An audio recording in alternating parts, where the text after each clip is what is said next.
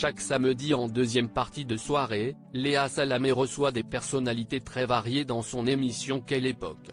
Sur France 2. Mais l'animatrice a redouté la venue de l'un de ses invités controversés. Amateur de faits divers ou fiction criminelle ? Vous n'êtes sûrement pas passé à côté du Serpent, disponible sur le catalogue de Netflix depuis avril 2021.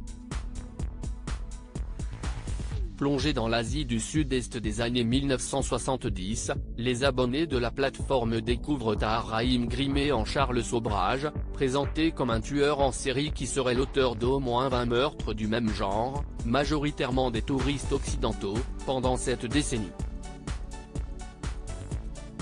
Emprisonné 20 ans en Inde, puis 19 ans au Népal, l'homme, aujourd'hui âgé de 78 ans, a finalement été libéré par les autorités népalaises en décembre 2022 pour des raisons de santé.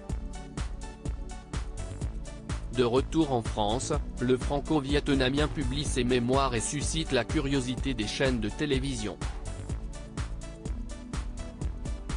Réticences et réflexions avant l'interview de l'ex-serial killer samedi 11 février, il était l'invité du talk-show Quelle époque, présenté par Léa Salamé sur France 2.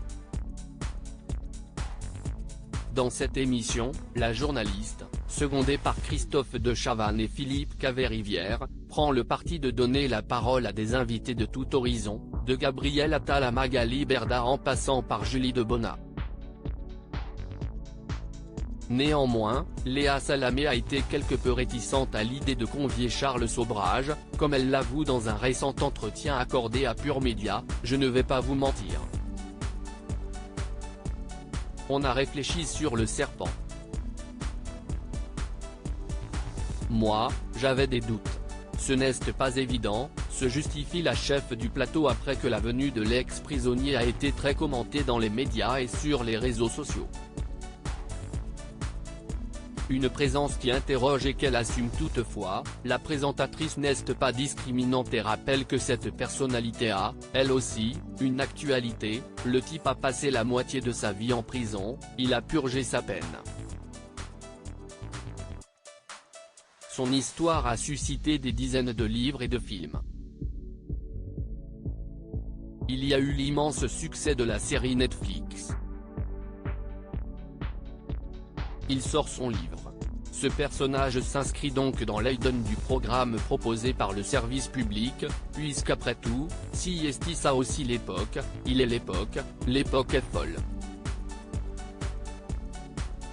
Léa Salamé précise enfin que le passage de Charles Sobrage était très encadré, soulignant que TF1 a diffusé son entretien avec le Serpent dans 7 à 8 en fin d'après-midi.